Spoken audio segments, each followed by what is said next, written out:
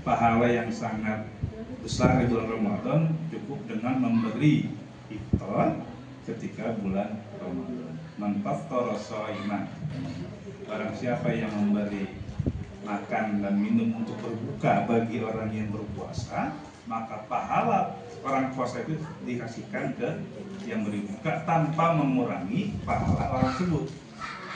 Jadi kalau di masjid ada ini buat buka bersama, kita kasih yang datang 50 orang, kita ngasih makan 50 orang, 50 orang pahala 50 orang itu kasih kita.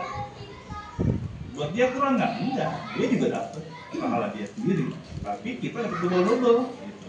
Semakin banyak kita kasih ke orang yang berbuka, semakin banyak kita dapat pahala. Makanya sekarang trennya kan di jalan-jalan banyak orang ngasih kan, kasih aqua segelas sama kurma 2 biji, yang penting buat dia ini aja, buat dia takjil aja. Kan banyak kalau lewat coba gitu. Itu baru air sama kurma aja. Kalau tambah gorengannya, kalau tambah yang lain-lainnya, bisa lagi pahalanya. Nah ini keutamaan ketika hanya ada di bulan Ramadan. Makanya nanti kalau ada Jumat Berkah misalkan, atau ada kesempatan untuk mengadakan buka bersama, kasih berapapun, apapun, yang penting kita niatkan kita mengejar pahala yang dijanjikan oleh Allah melalui Rasulnya, bahwa orang yang memberi makan atau yang orang yang memberi buat berbuka apapun bentuknya, akan mendapatkan dari pahala orang yang berpuasa. Kan ya, nanti kita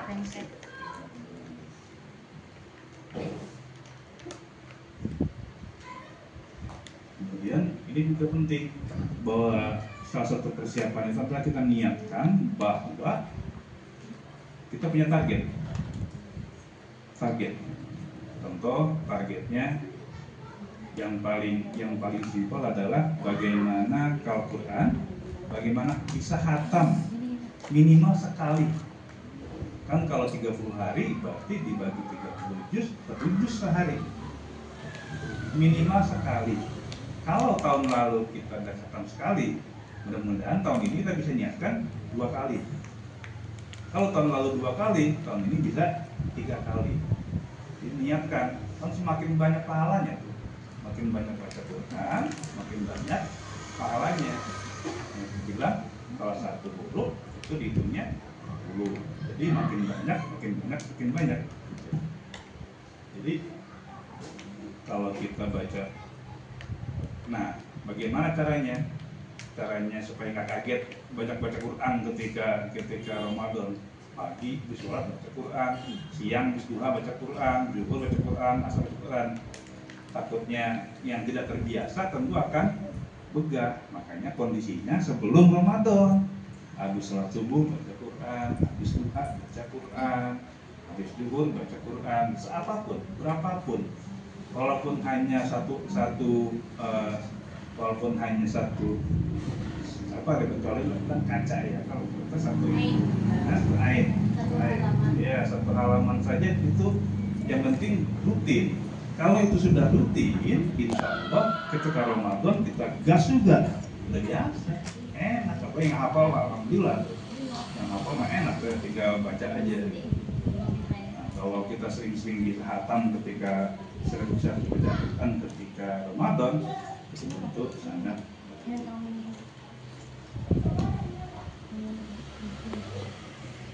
Nah, kemudian yang selanjutnya adalah bahwa kita masuk Ramadan itu kita niatkan bisa jadi ini adalah Ramadan terakhir kita. Ya. Kalau kita niatkan itu di awal, kita anggap Ramadan ini adalah terakhir kita, maka kita akan maksimal, kita akan termotivasi. Belum tentu tahun depan kita ketemu lagi.